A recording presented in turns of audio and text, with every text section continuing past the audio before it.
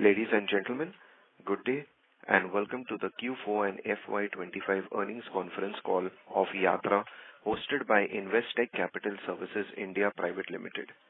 As a reminder, all participant lines will be in the listen-only mode, and there will be an opportunity for you to ask questions after the presentation concludes.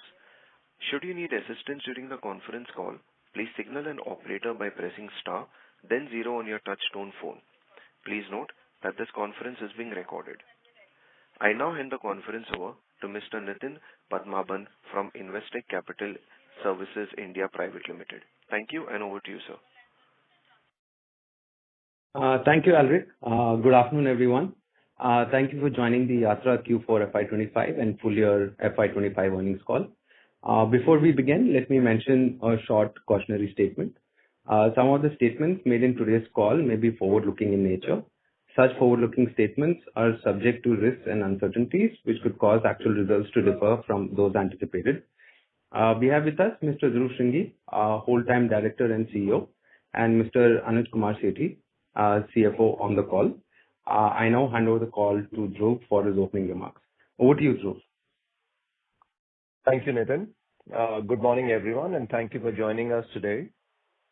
As we reflect on fiscal 2025, I'm thrilled to present a performance that demonstrates our story of resilience, strategic growth, and unwavering momentum that solidifies Yatra's position as India's premier corporate travel service provider. Before diving into the details, I want to spotlight a landmark achievement. Q4 FY25 was the most profitable quarter in Yatra's history. This milestone reflects the strength of our business model, the success of our strategic initiatives, and our commitment to delivering exceptional value to shareholders. It's a proud moment that underscores our upward trajectory and sets an optimistic tone for what lies ahead. For FY25, we are pleased to report annual revenue of rupees 7,914 million, up 87% year over year. Our full year revenue reflects the momentum we have built across our corporate travel and MICE businesses. These have been pivotal in navigating a competitive landscape. Notably, our profitability metrics underscore our disciplined execution. EBITDA for the year was up 105%, and PAT was up 912% year over year to rupees 366 million. On a quarterly basis for the March quarter, we reported revenue of rupees 2,190 million, up 103% year over year, driven by the growth in our MICE business and the inorganic contribution from the Globe acquisition. Our revenue less service cost, which is our gross margin, for the quarter came in at rupees 1,094 million, up 28% year over year. Adjusted EBITDA of rupees 251 million was up 62% year over year, with 21% EBITDA to gross margin ratio. Now let's take a broader look at the landscape. India's travel industry is in a transformative phase. IMARC forecasts corporate travel in India, which is currently at 42 billion, will hit 80 billion by 2033, driven by globalization of business operations, which has encouraged multinational companies to expand their business into India, plus growth of the domestic sector. Add to that, rising investments by public and private agencies for improving travel infrastructure and the growing online penetration. Other factors include rapid digitization, the rising partnership between businesses and airlines, the increasing trend for business leisure travel, continuous improvement in the airline, hospitality and tourism industries, and the development of meeting incentives and conference, which is the MICE segment, are positively influencing the markets in India. India is not just growing in the travel sector, it is thriving. And against this backdrop, Yatra's success and future potential continues to look bright. India's GDP at almost 4 trillion is currently the fourth largest economy globally and is on a track to become the third by 2028. This economic ascent is boosting individual prosperity, with GDP per capita reaching $2,700 in 2024, which is a six-fold increase over the past 2 decades. Rising incomes are unlocking new opportunities for travel as more Indians prioritize leisure and business travel. Our corporate travel business remains a key growth engine for us. In Q4, we added 35 new corporate clients, contributing to rupees 1.4 billion in expected annual business. For FY25, we secured 148 new clients, contributing rupees 7.5 billion in expected annual business, reinforcing our market leadership. We continue to expand our corporate sales team across India, targeting high-growth sectors like IT, manufacturing, FMCG, and consulting. This effect has quadrupled our sales pipeline, reflecting strong demand. Our MICE business has emerged as a standout performer, with significant revenue growth and margin expansion in the fourth quarter, building on the strong foundation laid throughout fiscal 2025. Globe has long been recognized for its deep domain expertise and strong client relationships in the MICE sector. By leveraging our expanded capabilities and Globe's expertise, we've captured a larger share of this high-margin segment, positioning Yatra as a dominant player in India's MICE market. The Globe acquisition has also expanded our reach into a diverse and largely non-overlapping client base, enhancing our exposure across multiple industries. This broader portfolio opens up meaningful cross-sell opportunities across our hotel inventory and expense management solutions, allowing us to deliver more integrated and customized travel programs to corporate customers. In just the last 9 months of fiscal 25, our combined MICE platform handled over 600 trips and served more than 80,000 travelers, a testament of the growing demand and our ability to execute at scale. In India, MICE market is estimated at 3.3 billion in 2023 and expected to grow to 10.5 billion by 2030, representing an 18% CAGR. We see a significant runway ahead and remain fully committed to aggressively expanding our presence in this high-growth segment. When we set up our MICE business about 15 months ago, we set ourselves a target of becoming one of the top 3 players over the next 3 years.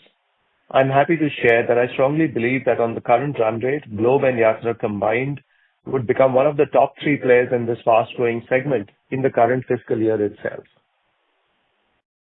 Switching tracks to our expense management solution, our expense management platform Recap continues to gain traction with multiple customers now live and actively using the solution. Early feedback has been very encouraging, validating Recap's relevance as a complementary offering to our core travel services.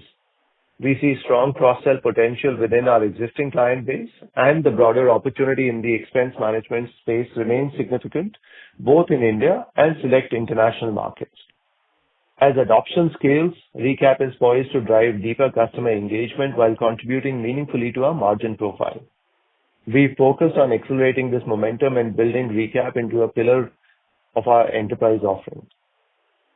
I'm also pleased to share that in FY25, Yatra became one of the first travel management companies in India to integrate the new distribution capabilities, which is a transformative distribution technology developed by the IATA, which is the main airline body.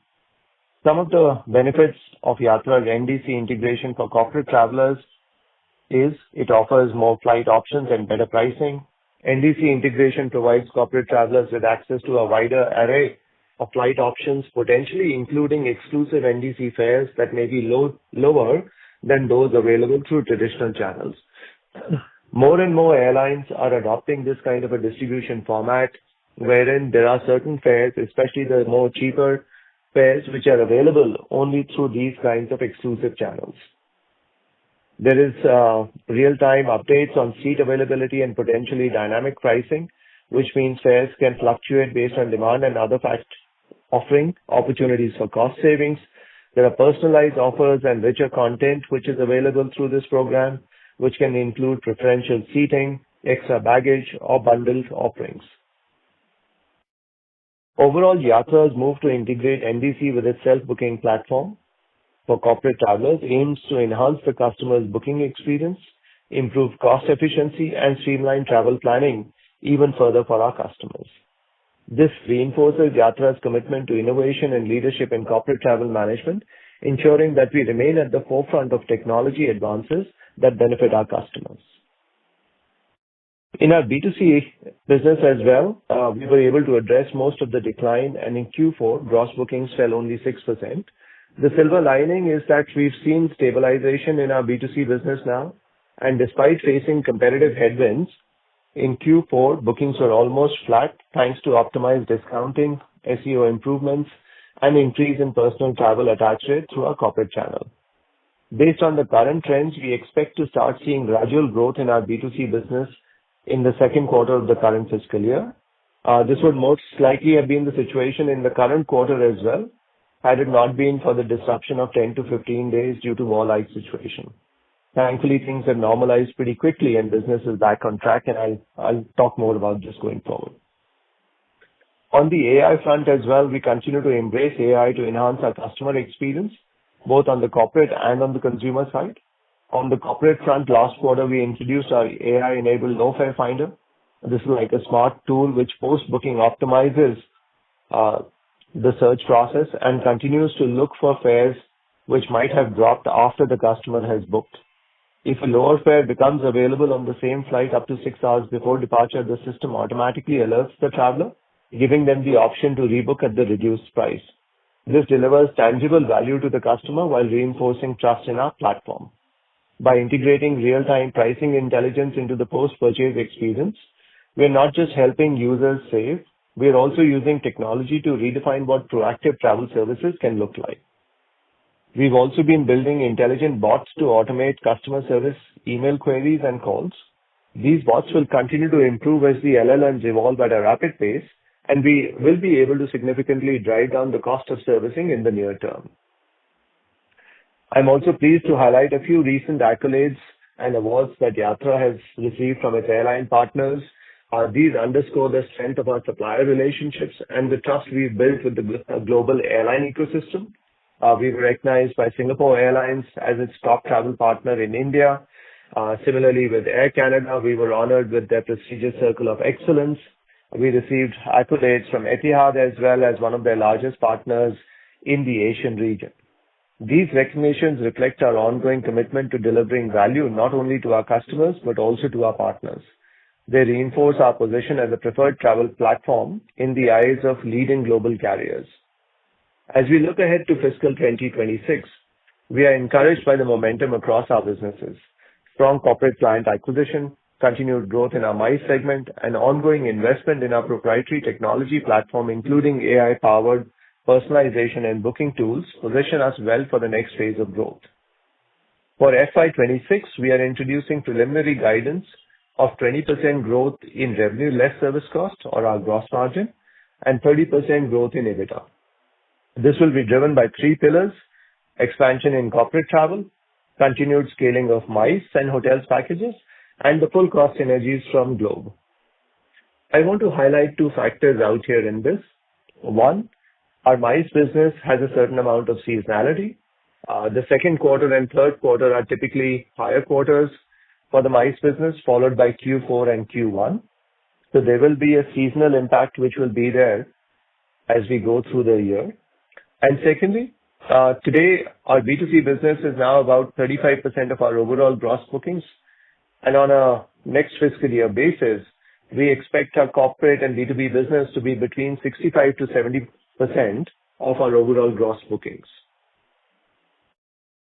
Before I close, I'd like to also just provide a quick update on the recent geopolitical developments that briefly disrupted travel.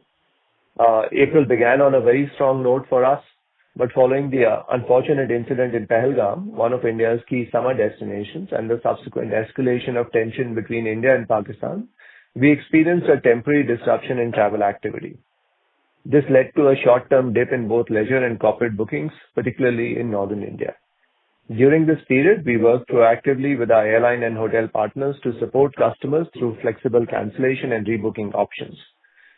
I'm pleased to report that this situation has now stabilized, and with a ceasefire in effect, we've seen prompt recovery in bookings across the country, excluding the directly impacted area where demand is still gradually normalizing. In closing, we believe Yatra is well positioned for sustained success. Our emphasis is on high margin growth, operational excellence, and strategic innovation. Thank you for your support, and I will now request our CFO Anuj Sethi to brief you on the financials in more details. Should I go ahead with my remarks now, Dhruv? Yes, please, Anuj. Over to you. Yeah. Thank you, Dhruv. And good morning, everyone. Let me brief on our financial performance for the period under review. For the fourth quarter of financial year 2025, revenue from operations grew 103% year-on-year to INR 2,190 million, driven by a 54% increase in hotels and packages, growth in MICE, and inorganic Globe contribution. More notably, our gross margin, which is revenue less service costs, jumped 28% year-on-year to INR 1,094 million, driven by our focus on high margin areas like corporate travel and MICE. The adjusted EBITDA soared 62% year-on-year to INR 251 million, yielding a 21% EBITDA to gross margin.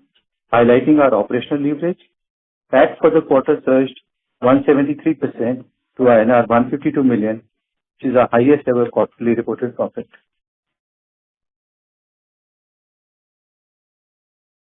For the annual results for the financial year 2025, revenue from operations grew 87% year-on-year to INR 7,914 million, fueled by stellar growth in overall corporate travel business. Adjusted EBITDA rose 24% to INR 667 million, and net profit turned sharply positive, reaching an INR of 366 million, a 912% improvement from last year's loss. These results showcase our ability to scale efficiently and deliver shareholder value. Looking at the liquidity, cash and cash equivalent and term deposit stands at INR 1906 million as on 31st March 2025, while gross debt reduced from 638 million as on 31st March 2024 to 546 million as on 31st March 2025. This strong financial foundation provides us with ample flexibility to pursue growth of initiatives and strategic investments. From here, handing over back to you, Dhruv. Thank you. Thank you, Anuj. And thank you everyone for your continued support, and we look forward to updating you on our progress in the continued quarters. With that, we'd like to open the floor up to questions, please. Thank you, gentlemen. We will now begin with the question and answer session. Anyone who wishes to ask a question may press star and one on their touchtone telephone. If you wish to remove yourself from the question queue, you may press star and two. Participants are requested to use handsets while asking a question. Ladies and gentlemen, we will wait for a moment while the question queue assembles. The first question comes from the line of Parth from Bastion Research. Please go ahead. Hi. Thank you for the opportunity and congratulations on a good set of numbers. So if I look back at, full year FY25, your air ticketing revenue is actually up, 7%, and the volume is down 24%, right? And similarly in the hotel and packages segment, revenue is up 35%, but volume is down like 1.7%. So essentially your realization per transaction has improved this year, and that has largely led to the growth. I just wanted to understand, how did this happen? Yeah, what did you guys do to actually make this happen, and is this sustainable? Sure. So what we've been focused on, Parth, and thank you for your question, is on moving more and more towards our corporate business, right? So what we've done is replace effectively lower volume B2C bookings with higher value corporate bookings. The margins and the absolute realization on corporate travel are significantly higher than on the B2C part of it. And because of that, you see while volumes have dropped, the gross bookings have improved and the earnings have improved much more meaningfully. So it's an attempt on our part to rebalance our business more towards corporate, which has been in line with our strategic initiatives, right? And our strategic approach that we've adopted for the last 2 years. So this is a continuation of that same trend only. As I mentioned in my opening remarks as well, we are now at a stage where about 65% of our gross bookings are coming from our corporate and B2B part of our business. And we expect, in the current year as well, this will continue to move more and more towards the corporate sector. Thanks for that. And secondly, on the hotel booking part, this quarter sequential basis, you're seeing some decline in the hotel booking. Is it seasonality or there's something else to it? Yes, it's only seasonality. As I touched upon earlier, that for our MICE business, Q2 and Q3 are the seasonal strongest quarters, followed by Q4 and Q1. Okay. Just a final question from my side. how much during the quarter is Globe contributing to your revenue? Out So of that while we don't 109 call out, crores.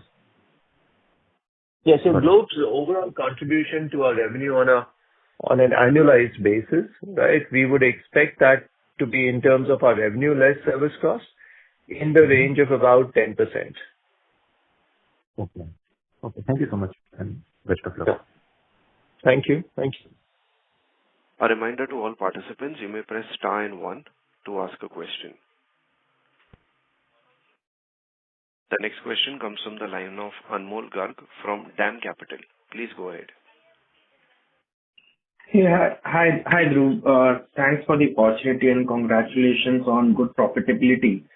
Dhruv, just wanted to understand that as our B2B business proportion is increasing every year, so how do we plan to manage the working capital which gets associated to it with the higher number of working capital days on the B2B side of the business?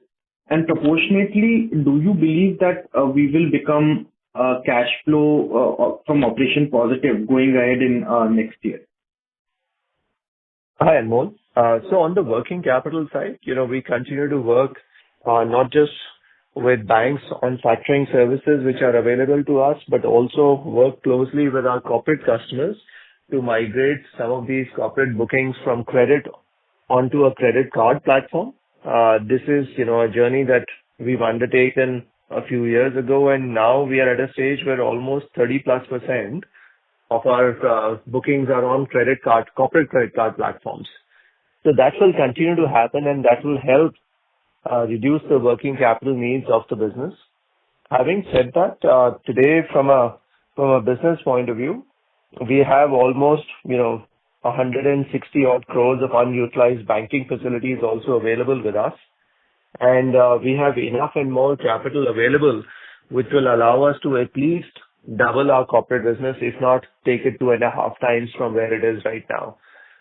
In terms of your question on free cash flow and operating cash flow, so from a cash flow from operations, including changes in working capital, in the current year, we expect to be positive. We do expect to be positive because we now feel that the business is getting to a scale in the current year where the profits of the corporate business should be able to take care of the working capital needs of the business to grow at 20 to 25%. It's ultimately down to growth rate, Anmol, as you would understand, right? If we want to grow faster in the short term, you will end up deploying more working capital. And the corporate business, given that it has a 97% retention rate, has a strong moat.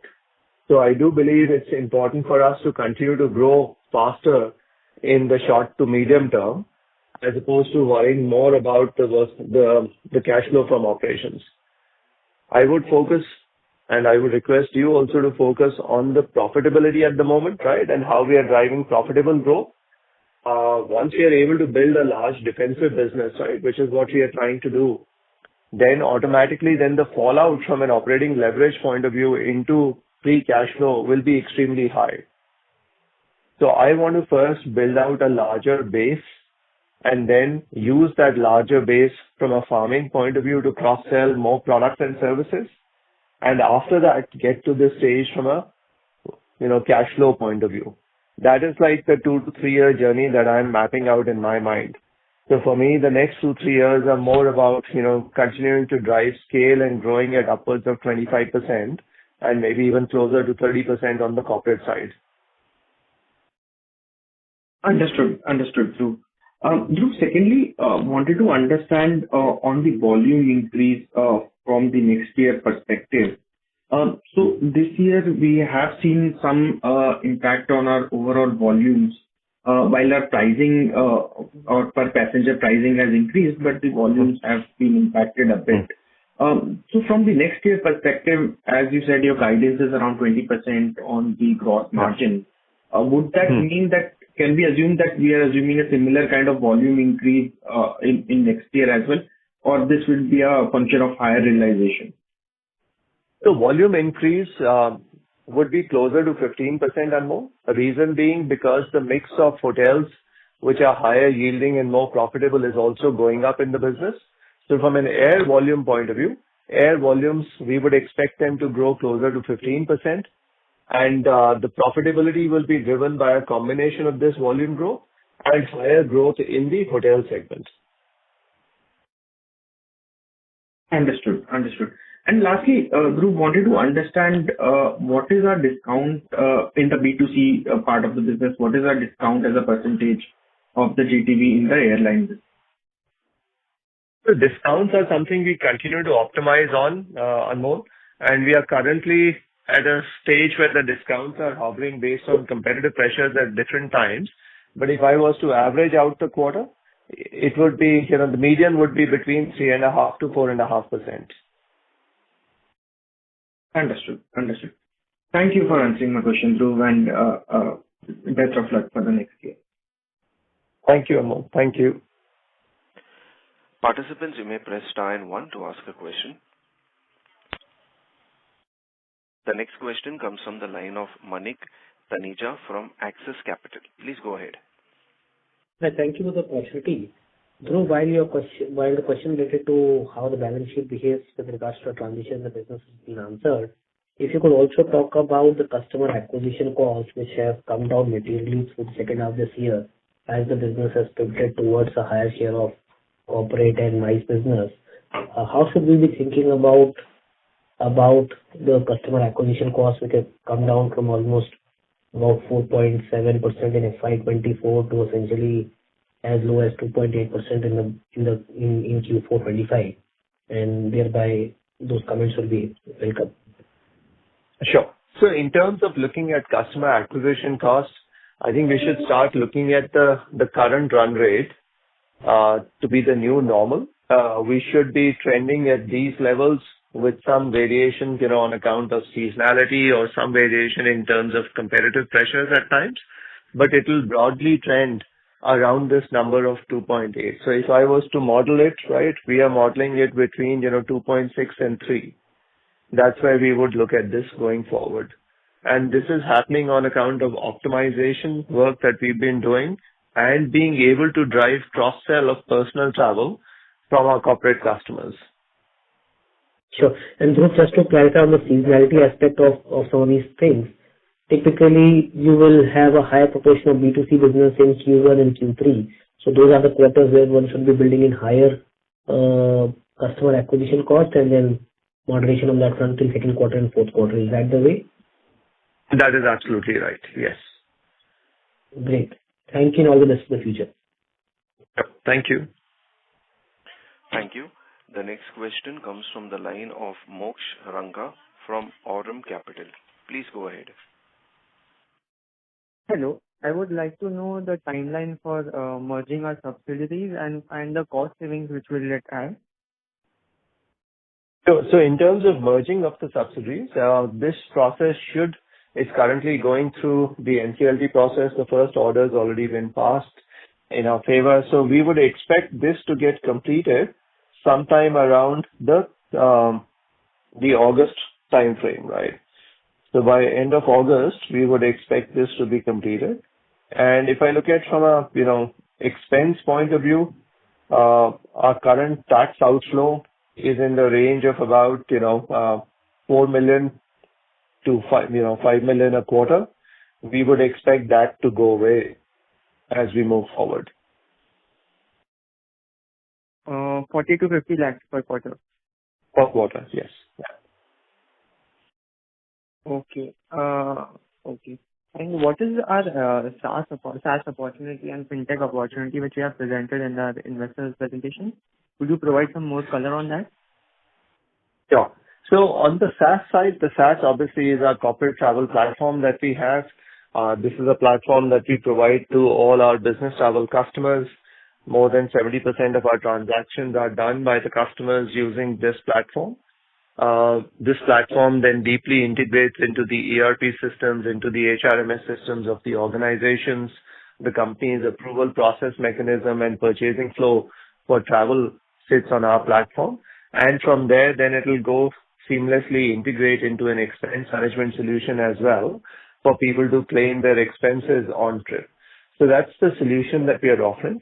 On the fintech side, while today it's still relatively early days for the expense management, I think expense management combined with credit cards and credit card-led payment solutions are a increasingly growing opportunity in the Indian corporate landscape. More and more companies want to move away from, handing out impress and cash and automate all of that using prepaid card instruments or prepaid wallets or credit card and credit card-led wallets. So that's what we are working on at this point of time. And this will be the next stage, which will be there at some point in the second half of the current fiscal year. Okay. And so are we planning a co-branded credit card for the corporate client base so that a working capital problem gets resolved? Is that what we are trying to get to? That is the general idea. That is the broad idea for sure. There are obviously nuances around it, but that is the idea. That's the direction in which we are headed. Okay. And will there be a co-branded credit card for the consumer platform also for B2C, or it will be only for the corporate side? See, for the B2C side, we already have a co-brand that's been running with SBI cards. But this particular endeavor that we are working on right now would be more focused on the corporate side. And roughly, what is the tangible benefit in working capital we will have through this? Just rough idea. See, if you look at from a DSO point of view, right, we are typically, around a 28-day DSO cycle, and we get about 6 to 7 days of supply credit. So net 21 days of working capital get deployed by us. And if we are doing on the, if I look at on the enterprise side, we guys are doing close to about, let's say, 400 odd crores a month. So on that 21 days effectively means about, 250 to 300 crores of working capital that can be freed up over the next few years. I mean, it's not to say that's going to be an immediate move. It's going to be a gradual move that will happen. But that's the quantum of working capital that should get freed up as we successfully roll this solution out over the next 2 to 3 years. Okay. And for the corporate, we said that 30% plus bookings happen through our corporate credit card already, currently on a credit card platform. So what exactly is that? I didn't get that. So that is more of, not our card platform. That is a card platform which is offered by the likes of an Amex or a HDFC Bank or a Citibank. There are these three predominant platforms called BTA platforms or CTA platforms. So these are business cards which are there, right? So companies will have these business purchase cards, and payment comes through on these business purchase cards at T+1 or T+3, as the case might be. Okay. And so what we plan to do is migrate these corporate customers who are having these platforms to our credit card platform. Is that what we are trying to do in the future? That is right. That is right. Okay. Because that then creates an incremental revenue stream for us. Right. And are we going to earn, instead of helping us, actually helping us with our working capital, will it also help in getting some free income through the platform? That is right. So both those benefits will be there. Yeah. Okay, I get it. I got the direction which we are heading to. I'll get back in the queue. Right. Okay. Thank you. Thank you. The next question comes from the line of Raj from Arjav Partners. Please go ahead. Hello. Am I audible? Yes, please go ahead, Raj. Sir, I have done some calculations. I just wanted to recheck it. So, out of 791 crores of sales, is it right to say that 444 crores have come from packages and miles?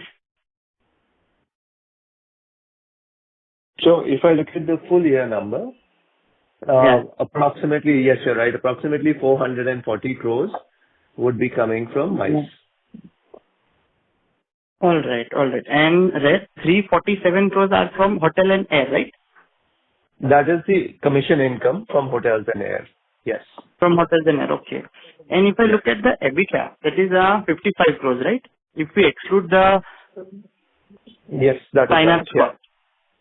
Out of 50, if we exclude other income and finance income, EBITDA would be 44 crores, right? So can Yes, we but in say, the other income is not just, non-operating income. But please go yeah, ahead. Please go ahead. Yeah. all right, out of 44 crores of EBITDA, can we say the whole EBITDA is coming from package and MICE, and from air and hotel, it is at, technically it is at zero EBITDA? No, that would not be correct, because, while we don't talk about the breakup, that would not be correct. The contribution of MICE to EBITDA would be approximately, and this is just directionally I'm sharing, about 50 odd percent, whereas the balance will come from corporate hotels and corporate air. In fact, MICE would be even lesser than that, right? So it would be more like, between closer to 35 to 40%. 35 to 40% would be MICE. Acha. Yeah. Because I'll just explain how I came to this figure. Your service cost is around 404 crores, right? And if you are doing sales of 444 crores from packages and MICE, so the EBITDA from packages and MICE would be 40 crores, right? No, but that is not EBITDA. That's just the gross income, the gross margin, right? From that gross margin, then you will have the cost related to MICE as well, right? So people cost, sales cost, servicing cost, all the other operating costs will be after that as well, right? Yeah. So how much would it be? So as I said, we don't specifically call that out, and that's why I'm directionally telling you that it would, be about 35%. 35%. 35% would be the additional cost related to packages and MICE. I'm saying the margin would be in that range, not the cost. No, it is still not clear, sir. Can you explain to me again? See, out of 44 crores of EBITDA, how much would be for packages and MICE? See, let me again reiterate that we don't, as a company, break out EBITDA by each and every line of business that we do, right? Nor do we break out by each and every product line item, because then there is allocation of common costs, etc., that also comes into the picture. Directionally, what I was sharing with you is that on the MICE gross margin that you have, you will have about a 35% kind of operating margin on that gross margin.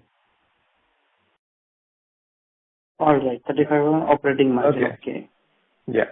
So that's directionally that I want to, that's, at max what I can share with you. All right. So then going ahead in FY26 and FY27, how much growth can an investor would expect from package and MICE and from hotel and air? See, if I look at from an overall growth standpoint, we are talking about a 20% growth in revenue less service cost, which is our gross margin. Out of the gross margin growth that we have, we will expect hotels and packages growth to be closer to about 25%, and we will expect air growth to be closer to 15%.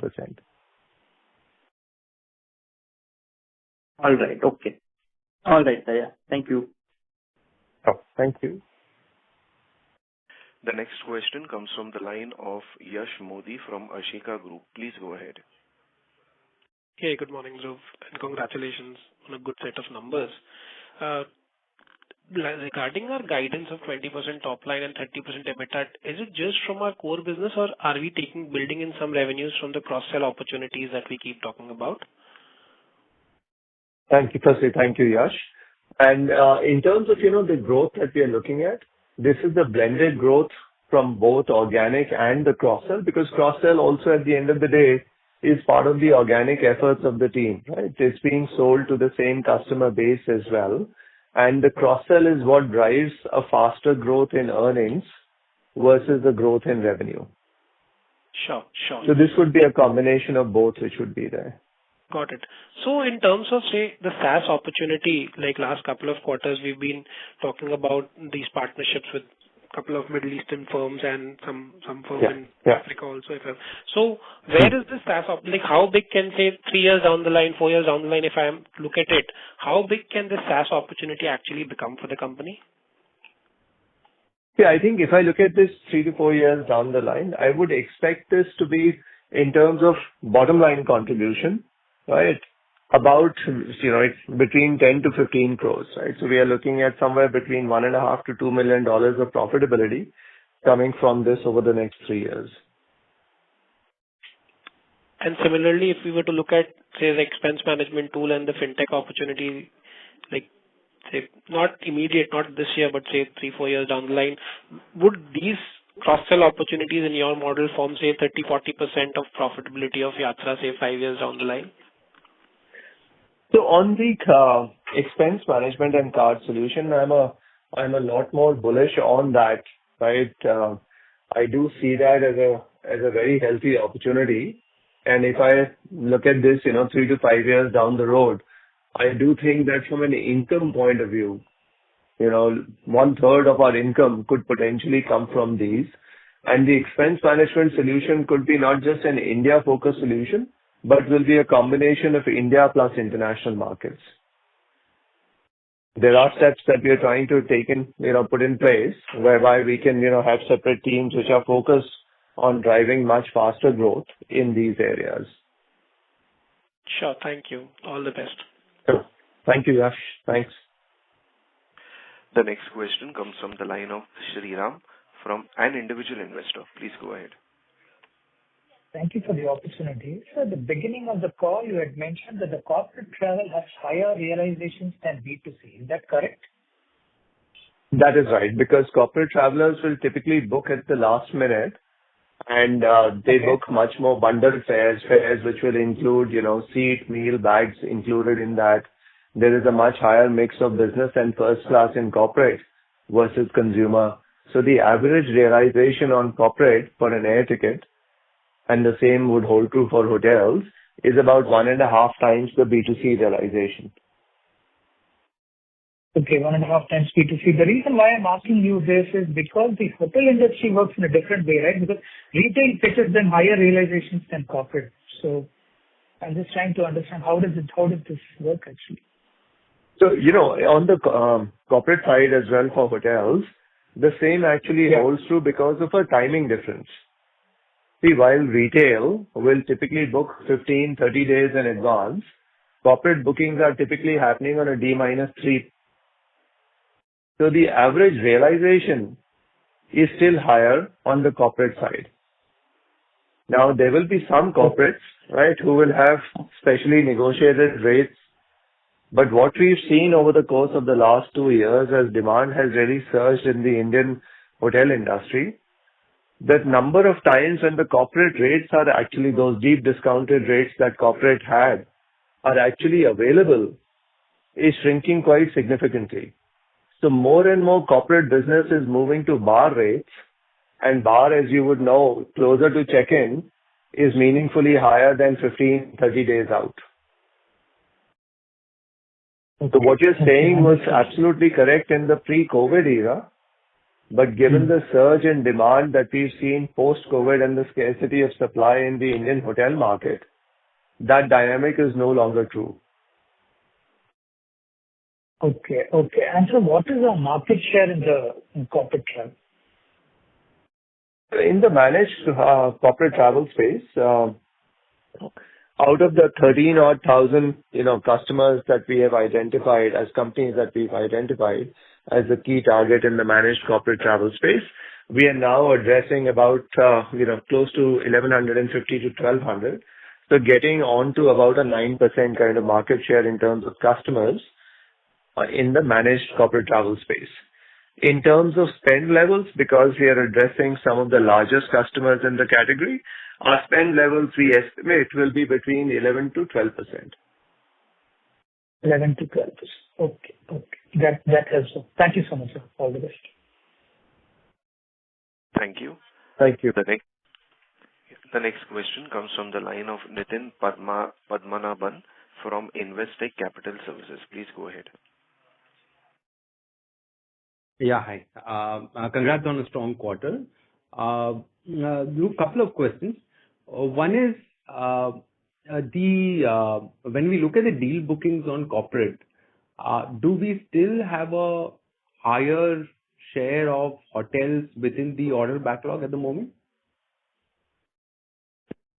Hi, Nitin. Firstly, thank you. And yes, that would be the case. Yeah. We continue to have, because what we are seeing is that the cross-sell opportunity on hotels is extremely large today.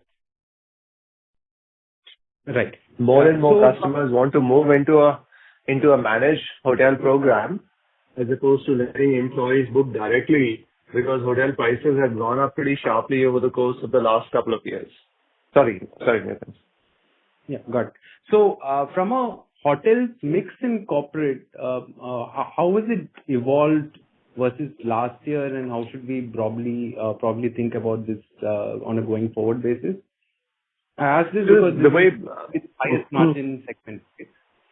That is right. So if you look at the growth rates that I'm talking about, right, we expect air to grow at closer to 15 and hotels to grow at closer to 25 plus.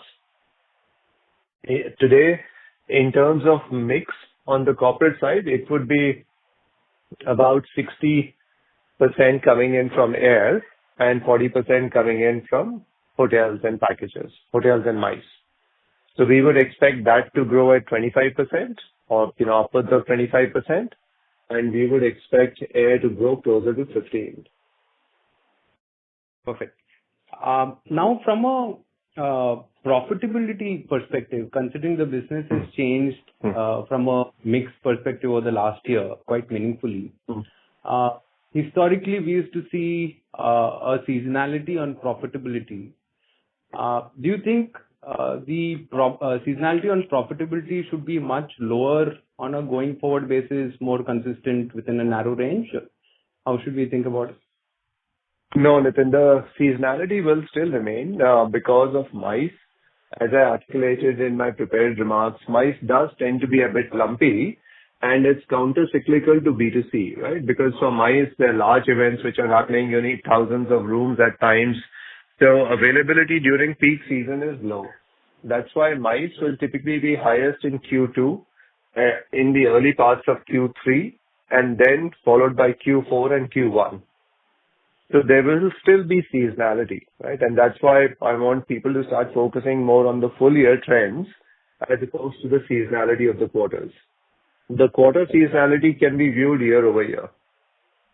Right. So the Q2 should have the highest profitability. Is that the way to look at it? Q2, Q3? Q2 would have higher profitability for sure. Yeah. All right. So in the same order, Q2, Q3, Q4, Q. So that's how it will be. So Q1 should be better than a Q4, and Q4 should be Q3 should be better than Q4. Got it. The last question is on the Globe integration. We still have margin synergies to play out. By when do you think that should play out? They will play out within the current quarter now. Okay. And what kind of synergy should one expect from that? See, in terms of overall from a impact on profit or in terms of margins? Profitability and margins, both. So in terms of profit, I think the incremental synergies will add about, a crore to crore and a half a quarter, somewhere in that kind of a range. Perfect. This is very helpful. Thank you so much and all the very best. Sure. Thank you. Thank you. The next question comes from the line of Raj from Arjav Partners. Please go ahead. Hello, am I audible? Yes, please. Yeah. So I just wanted to tell you. So I asked a question about EBITDA. So when we say 40% technically is the contribution of MICE and package from EBITDA, so what number are we taking for the EBITDA? Is it 76 crores or is it 55 crores of 40%? No, we're taking 55 crores. We're taking 55 crores. 55 crores. So around 20-25 crores is from MICE, right? MICE and packages. No, it's MICE and packages. So it's even lower, Again, I don't really want to get into non-public information, right, Raj? I think we are bordering on that repeatedly. I would request that we stay to public information, please. Oh, yeah. Thank you. Yeah. Thank you. The next question comes from the line of Moksh Rana from Aurum Capital. Please go ahead. So I wanted to ask, we have mentioned that air should grow by 15% and hotel and MICE should grow by a higher percentage. So 3-4 years down the line, where do you see the mix going towards? So are we trying to get more hotel bookings and MICE bookings because those are basically higher margin and higher take rate? That is right. That is right. So on a blended, overall business basis, we want to get to a stage in the next, 3 years where we have at least a 50-50 mix, which is there between air and hotels and packages. Okay. And how do you see the take rates? Because in our air ticketing and as well as hotel bookings, our take rates have deteriorated a little bit. So in the future, do you see take rates improving or you see them declining? So the take rate change which is happening is only happening on account of change of the business mix. The take rate on consumer, and this is the optical take rate, right? Not the revenue less service cost or the gross margin. The take rate is only declining on account of the change in the business mix. On the corporate side, you don't charge the convenience fee that is charged on the B2C side, right? But then on the corporate side, you don't have any consumer promotion or marketing either. So at an operating profit level, it turns out to be more profitable. Okay. And on competitive intensity, are we seeing high? So just to again, Sorry. Just to again re-clarify, there is no change in take rate per se. It is just the business mix which is driving the change in take rate. Yeah. Sorry, go on, please. Okay. Yeah. So I wanted to understand, we have added 35 new corporate clients. So going forward, are we seeing heightened competitive intensity while adding new clients? Because I think we have Make My Trip, who's actually now getting aggressive in corporate, and they have a bigger platform than us. So how are we looking at competitive intensity especially for the corporate side? So on the corporate side, we continue to do extremely well on the corporate side from a competitive perspective. We think we have a very strong corporate travel solution, which is the most evolved that is available in the market today. Also do take into account that while, yes, we've got one Make My Trip, there are lots of other competitors as well who are in the market who may not have the technology chops to be able to compete effectively in the market, right? So it's not a zero-sum game between only Make My Trip and us. We expect that we will continue to thrive and continue to grow our business rapidly on the back of the solution that we are offering to our customers. We've also expanded our sales teams to be able to further accelerate the growth rate which is there. So I don't see a reason for us anytime in the near term to slow down in terms of corporate growth, irrespective of what the competition or what the competitive landscape might be. Okay. And are we able to add many international clients as well, or more of our corporate clients are Indian? See, it's a healthy mix between domestic and international customers. While yes, some of the largest international customers will have global mandates, so in breaking those global mandates with a number of the large consulting firms in India, like 3 out of the big 4 firms in India work with Yatra, right? So they were all at some point of Yatra with global mandates that we've been able to break through, right? So we continue to have strong success. As the industry structure lies today, a larger part of international customers will still be with the global players, which are governed by their global mandates, which are decided as part of RFPs in their global headquarters. Okay. That was it from me. Thank you for the answers. Yeah. Sure. Thank you. The next question comes from the line of Vinay Nadkarni from Hathway Investments. Please go ahead. Yeah, thanks for the opportunity. Dhruv, just one question on recap. You're continuing to offer it only as a complimentary, or are you already started monetizing it? We've just started monetizing it, Vinay. The initial few customers were more complimentary. In some of the more recent ones, we've started monetizing it. The monetization also, there are different monetization structures that we are adopting where, it might be complimentary for a period of time and then start being charged, right? So it's like a freemium kind of service. Okay. And it will be per user or per, so there will be different types of monetization. Yes. Yeah. But it's largely per user per month. Okay. And just one last question. Yeah. Is it possible, or are you looking at adding the inventory of good quality Airbnb properties also? Or see, we've looked at that a couple of times, but the demand for that in the corporate sector is extremely low. So corporates have this demand for guest houses, right, which are the corporate managed guest houses. So those we are bringing onto our platform. But in terms of pure, homestays like what an Airbnb would offer, the demand on the corporate side for that is extremely low. So it's not really something which is in the priority set for the moment for us. Okay. Thanks a lot. And congrats on a good set of numbers, Dhruv.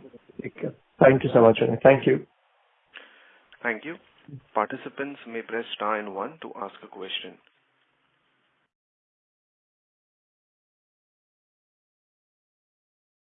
Ladies and gentlemen, as there are no further questions, I would now like to hand the conference over to Mr. Dhruv Shringi, the CEO of Yatra, for the closing remarks.